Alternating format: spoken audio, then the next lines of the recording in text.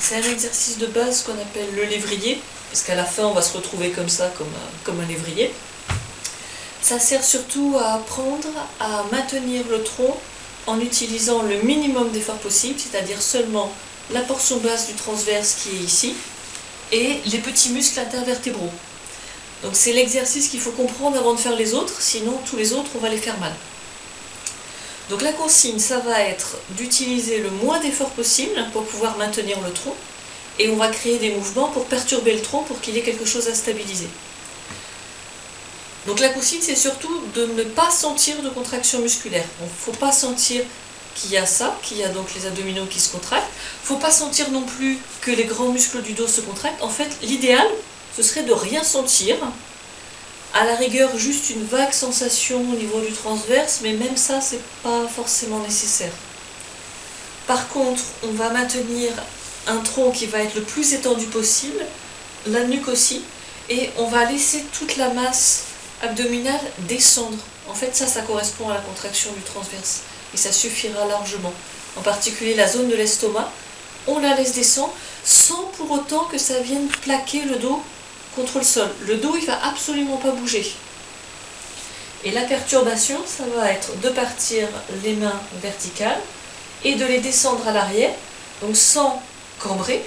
Il faudra que ici ce soit maintenu, sans se forcer non plus à plaquer le dos pour le tenir de façon artificielle, parce que là on a le ventre qui se contracte.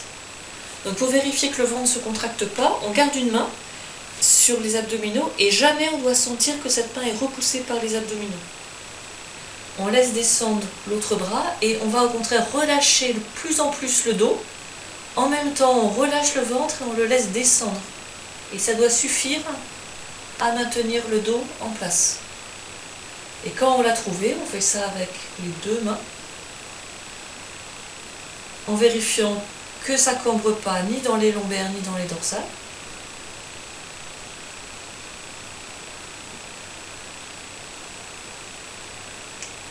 Et quand ça marche bien avec les bras, on va le faire avec les jambes. Donc même consigne, on vérifie que les abdominaux ne viennent pas se contracter. On va laisser la cheville fléchie, parce que ça active les muscles du transverse. Et on va glisser le pied vers le sol, sans que ça contracte ni que ça cambre. On ramène, puis après on alterne. Et quand ça fonctionne bien, on va alterner bras et jambes. Donc on peut commencer du même côté.